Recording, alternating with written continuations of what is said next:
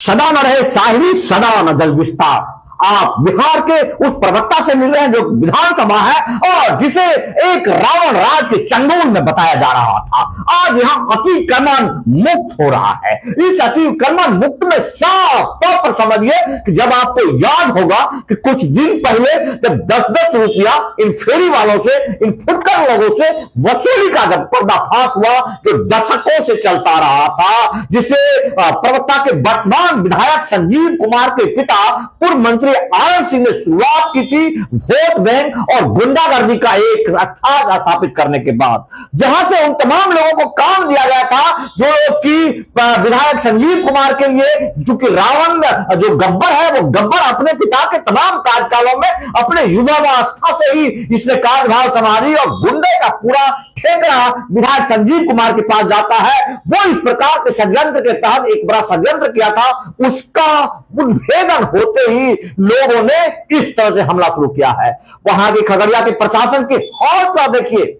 कि जैसे ही सूरज ढलता है, जैसे इस राक्षस के ऊपर से तमाम उन चीजों को हटता है और पर्दाफाश होता है, उसके बाद आज प्रवक्ता का रावण राज बिल्कुल लगभग ध्वस्त होने की कगार पर है। और यहां पर साफ तौर पर अन्य बिहार के अन्य जगहों पर अतिक्रमण मुक्त जिस तरह होता है उसी तरह से हो रहा है। हाँ, प्रशासन को बहुत सारा फोन कॉल इस तरह से परेशानियां तो उठानी पड़ रही है, लेकिन फिर भी जैसा भी हो वैसा यहां पर कार्य हो रहा है। लगभग प्रवक्ता मुक्त हो चुका है। अब एक संवैधानिक स्टांप लगना बाकी है, जिसका बहुत जल्दी ही, और उसके संदर्भ में आप देख ही रहे हैं कि जो जिस तरह से सरकारें काम कर रही है, जिस तरह से कहा गया है कि किस तरह से 5 विधायकों का टिकट काटा जाएगा। अगर बहुत पैसे के दम पर टिकट ले भी लेती है तो वास्तव में सरकार जनता है और वो जनता निर्णय करेगी। दूसरी तस्वीर जो है यहाँ पर, वो आप यहाँ पर देख रहे हैं कि हल्की सी गंगा माता के उफान के बाद छोटी जिस तरह से आपदा नियंत्रण और ग्रामीण कार्य विभाग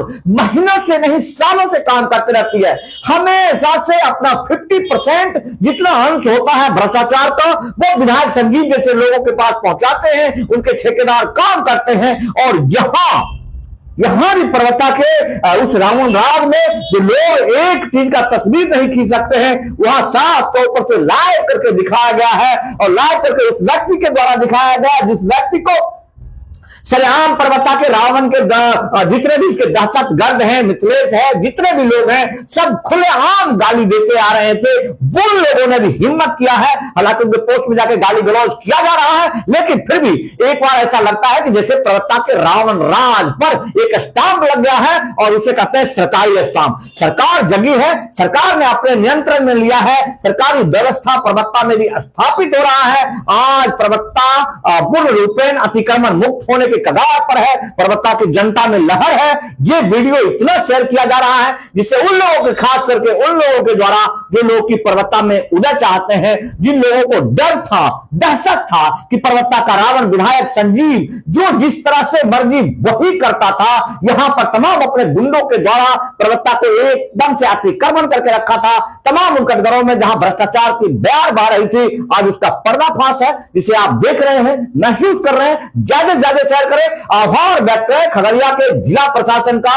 बिहार सरकार का, और जिस तरह से इस राक्षस पर अंकुश लगाने का प्रयास हो रहा है, अंकुश लगाया जा रहा है और अंकुश लगाने का एक बहुत बड़ा, इतना बड़ा काम किया गया जिससे प्रवक्ता के लोग पूर्ण रूपेण समझ सकते हैं कि अब कहीं से भी ना इसको गिरिराज सिंह काम आने वाला है और ना ही, चूंकि मुख्यमंत्री नीतीश कुमार को सब कुछ पता चल गया है, देश के प्रधानमंत्री मोदी जी को सब कुछ पता चल गया है और जिसके तहत प्रवक्ता को आजाद करने की बात कही जा रही है। क्योंकि वर्तमान में जेडीयू से जुड़े होने की वजह से और बहुत सारे ऐसे कारगुजारी हैं जो सरकारें करती है, जिसकी वजह से इसको लात नहीं मारा जा रहा है, जिसकी वजह से मानसून सत्र में भी आ चुका है, ये प्रवेश कर चुका है। लेकिन वहां मानसून की इतनी बड़ी जो बयार बह रही है, जहां पर पूर्ण रूपेण आपदा नियंत्रण के तहत काम किया गया है, बाढ़ को रोकने का काम किया गया और हल्के से पानी में किस तरह से बांध, जो कि बरसों पुरानी बांध है, जहां पर बोलियां लगाया गया है, सब होकर बह रहा है। ये भ्रष्टाचार का कवायद है।